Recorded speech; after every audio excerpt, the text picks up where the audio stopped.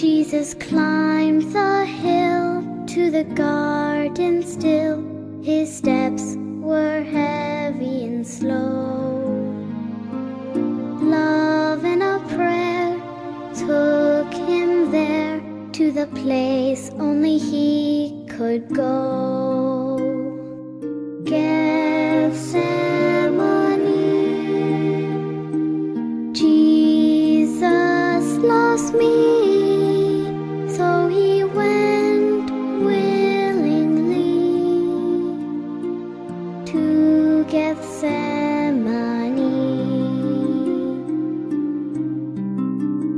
He felt all that was sad, wicked or bad, all the pain we would ever know. Selama masa social distancing ini, sangat penting buat kita untuk tetap terhubung satu dengan yang lainnya sebagai tubuh Kristus.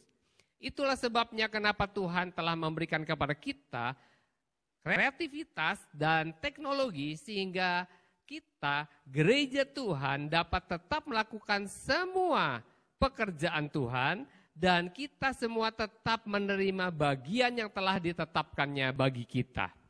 Bagian yang telah ditetapkannya bagi kita bukan sekedar sembuh dari penyakit, tetapi tetap sehat.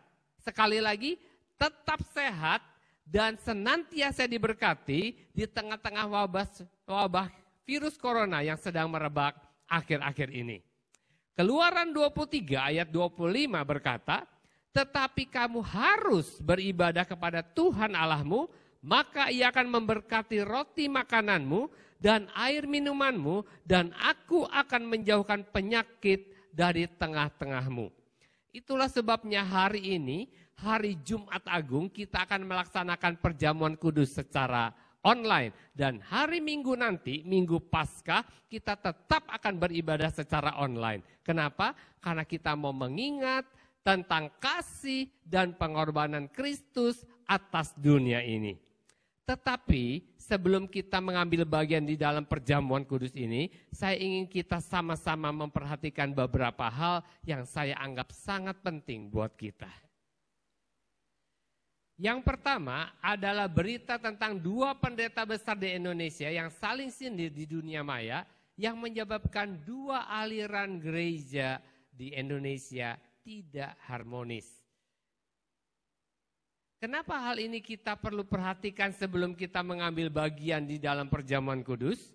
Karena di dalam 1 Korintus pasal yang ke-11 ayat yang ke-29 dan 30 dikatakan, karena barang siapa makan dan minum tanpa mengakui tubuh Tuhan, ia mendatangkan hukuman atas dirinya. Sebab itu banyak di antara kamu yang lemah dan sakit dan tidak sedikit yang meninggal. Di dalam bahasa Inggris akan lebih jelas. Dikatakan, if you give no thought or worse, don't care about the broken body of the master, when you eat and drink, you are running the risk of serious consequences. That's why so many of you even now are listless and sick, and others have gone an early grave. Karena itu saya tidak mau ikut campur di dalam perdebatan ini. Saya ingin kita saling mendoakan supaya tubuh Kristus menjadi satu. Karena kalau kita anak-anak Tuhan hidup dengan rukun, maka kesanalah Tuhan memerintahkan berkat, kehidupan untuk selama-lamanya.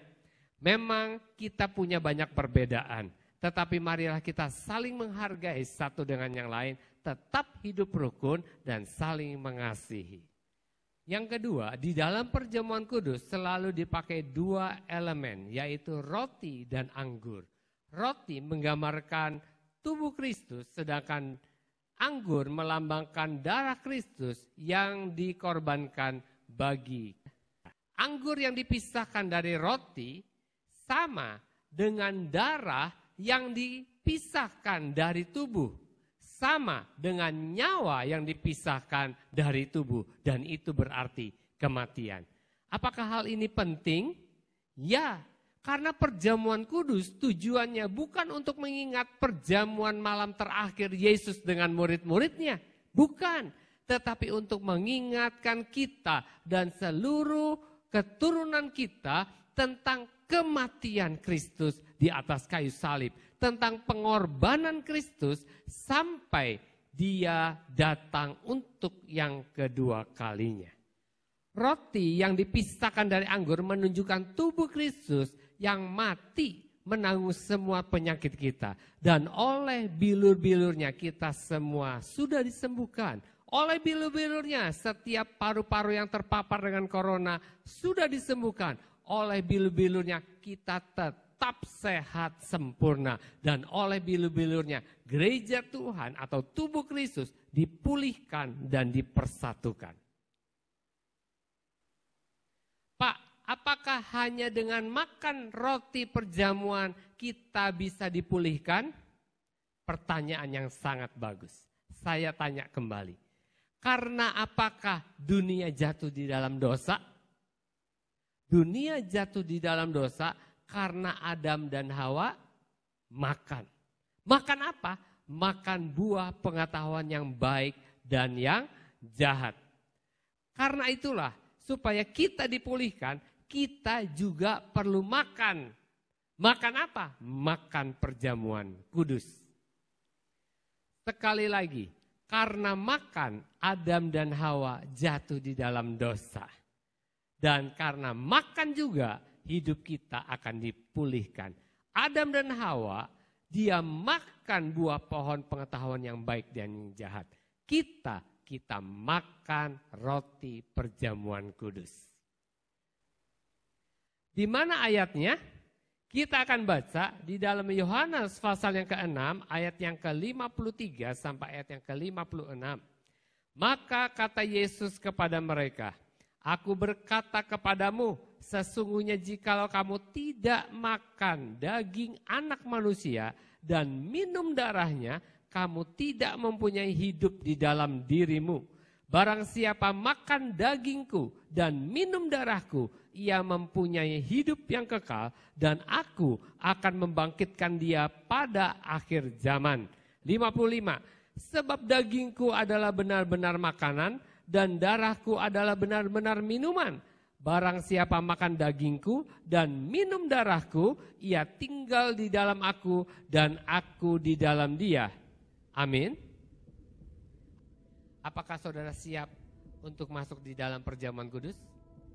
Mari kita angkat roti kita bersama-sama.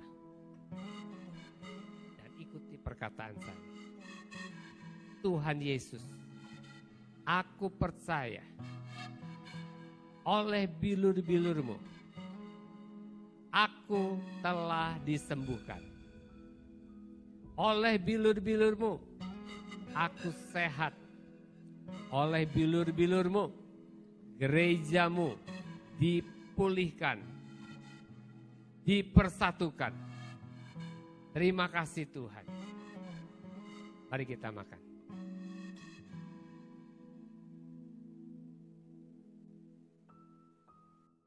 Mari kita angkat cawan kita. Ketika bangsa Israel ada di tanah Mesir, mereka semua luput dari kematian anak sulung karena mereka telah membubuhkan darah pada tiang pintu rumah mereka. Saat ini kita tidak membubuhkan darah binatang pada tiang pintu rumah kita, tetapi kita minum darah Kristus yang menghapuskan seluruh hutang dosa kita. Dan darahnya menjadi sebuah materai dari sebuah perjanjian yang baru. Seluruh dosa kita, dosa masa lalu, dosa hari ini, dan dosa yang akan datang, semuanya telah dibayar lunas di atas kayu salib. Mari kita minum.